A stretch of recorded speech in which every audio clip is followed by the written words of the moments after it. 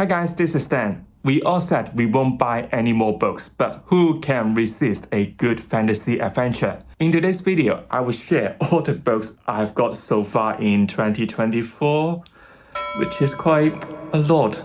Other than just talking about these books, where I got them, I would also like to talk about have I actually finished them already. Otherwise, I will need another bookcase just to keep all the unread books. If I haven't, then I will chat about in what month's TBR I will put them in. Let's see what epic journeys and hidden worlds are waiting for us. If you crave epic fantasy adventures but like a trusty dragon mount, fear not.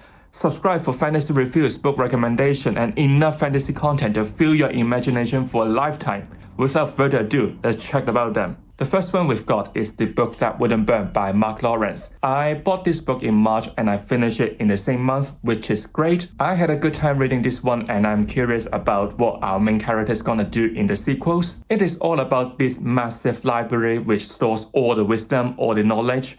So it kind of depends on how and who are making good use of these resources. I've already ordered the Log Library special edition of the sequels, and obviously, by the time I'm filming, it is not out yet. I will hope that I will read the next book in May or June.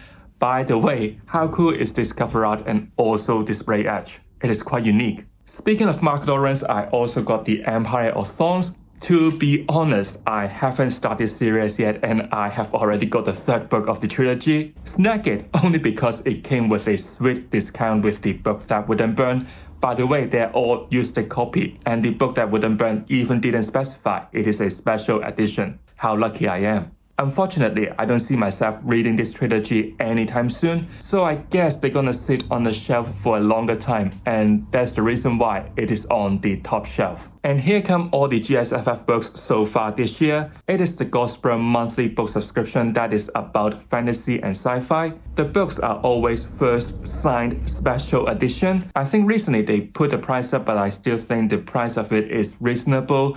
And there is a waitlist if you're interested in this subscription. So if you're interested after seeing all these 3 books so far in 2024, I think you should sign up now. By the way, it is not sponsored by them.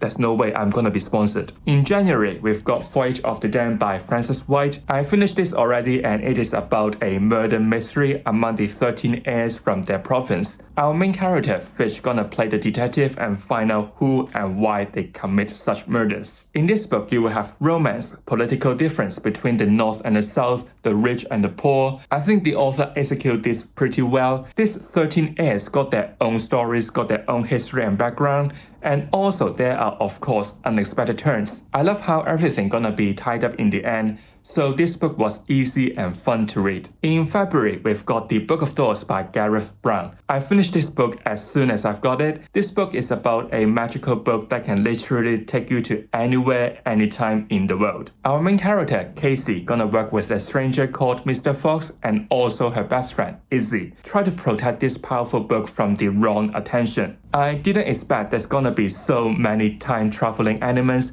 and I also like how every detail gonna be concluded in the end of the story. There are also some emotional moments where our main character has to learn a lesson. So I quite like this book. In March, we've got High Voltage by Chris and Jen Sutton. I only got this copy last week and it is on my April's TBR. This book was set in the 19th century London, where a pair of private detectives gonna investigate a mysterious kidnapping. Of course, there's gonna be more about this accident. This book is twisty and inventive and said it is great for people who love Terry Pratchett. So I guess it will be another easy front ride and also a great palate cleanser after chunky fantasy books. After the book subscription and talking about chunky fantasy books, I've got An Echo of Things to Come and also The Light of All That Falls by James Islington.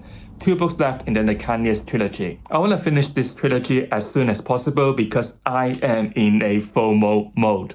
These hardcovers are gorgeous and they will be a good display on the shelf, but God, they are difficult to get a hand on. I'm not sure in other places, but in the UK, when it comes to the hardcovers, not even talking about the special edition, when you miss the first round, the publisher not gonna release anymore. So what is gone is gone. I've learned a lesson because of God Killer. So an echo of things to come is already on my April's TBR, and in fact I am actually reading it now. The Light of All That Falls is on my May's TBR. If I like James Islington and his writing, I will probably start The Wheel of the Many really soon. I have heard a lot of excellent reviews about his latest work, so I would like to finish this trilogy first before jumping into the next series. Speaking of big fantasy break, I have also got Of Darkness and Light by Ryan Cahill, the second book of the Bound and the Broken series. I think this book is definitely much better than the first one. With much more different POVs, the story is getting more intense. We're gonna meet some old friends, more politics, more manipulation going on. There's also a new POV about another rebellion. This series so far got 3 novellas and 3 novels. Plan is to tackle 1 book from the series each month starting in May. I've only got 2 novellas and 1 novels left, so I guess I can be up to date by the end of July.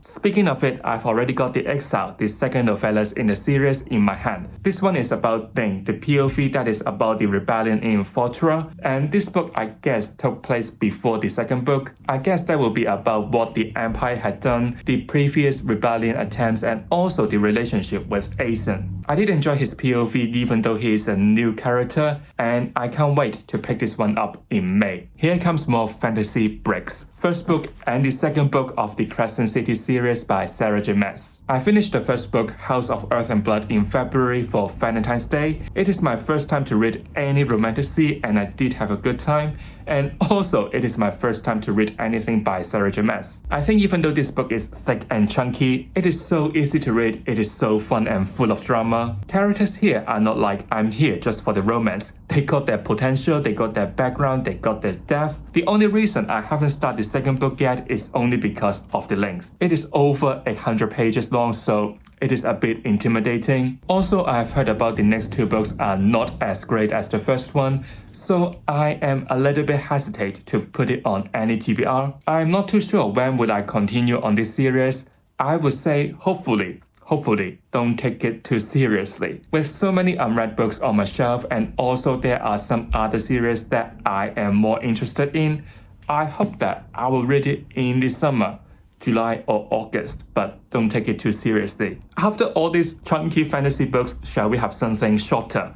So I've got The Pattern of the World by J.T. Greathouse, the last book of the Pact and the Partage Trilogy. I got the last 2 books in this Gospel Special Edition, and guess what? They are used to copy but didn't specify they are in Special Edition. If I got the last 2 in this Gospel Edition, then I think it is logical to have the same for the last book. I'm not too sure will I be able to get this Special Edition as used to copy online, so I guess this time I will play safe. This series is like the Realm of the Elderlings by Robert Hobb, following the tragedy of one particular character. In the beginning of the series, this arrogant boy, Wen, thought that by becoming the hand of the emperor, he could shape the world according to his will with this special power. By learning the consequences of his actions, he tried to rectify his mistakes. But by the end of the second book, it looks like, oops, he did it again. So this book is already on my April's TBR, and I can't wait to see how this mess gonna be concluded. Speaking of be concluded, I've also got The Sunlit Man by Brandon Sanderson,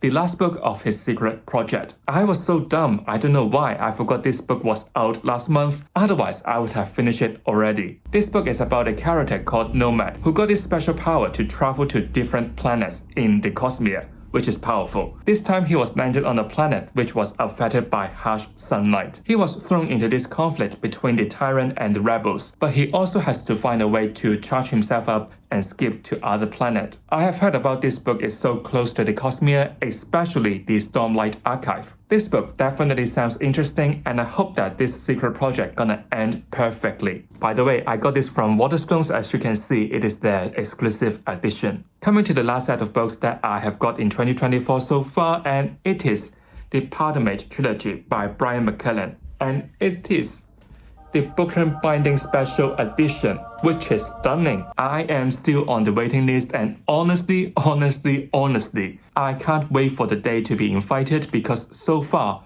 all the special editions are just stunning, and I think it is a good way to push myself to read works by different authors. I don't know what this trilogy is about because I judge a book by its cover.